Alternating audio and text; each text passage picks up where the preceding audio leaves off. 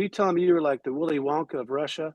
I was called the chocolate baron of Russia at one point, which is That's what I'm talking laughable. about. But kind of that happened to me within, one night. I lost all of my fortunes. There was the Japanese meltdown back in '98, and that toppled Russia, and all my money in the banks were gone.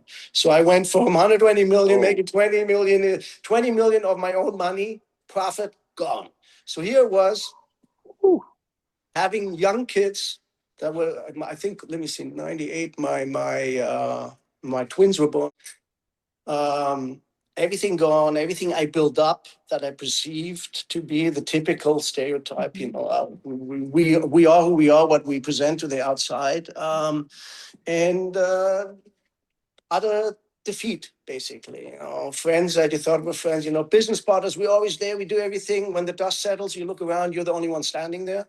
So I had to walk the shame and go to my suppliers, which at the time I was exclusive for Nestle, Ferrero, big companies. But it was a rough time because you fall into this really, really dark pit, right? You fall into darkness. Do I just succumb and be in darkness and depressed and nothing works out? The whole world is against me, the typical victim mentality. Or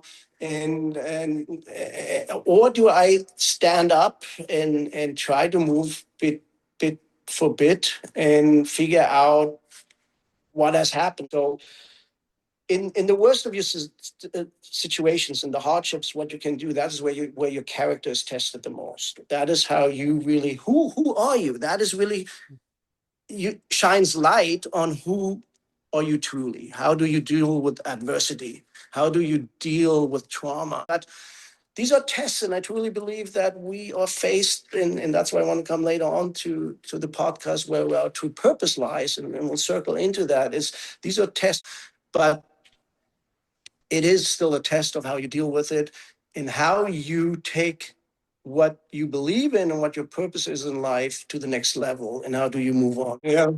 It's like you move up a notch, So finally you're like, oh, I get it, and then you ponder on, and you get another test, another challenge, and these challenges, and it happened to me 2008. If you want to go back to business, so here I was on the ground, I built everything up, and then 2008 obviously happened. So I also had a very big loss. I fell into another deep hole.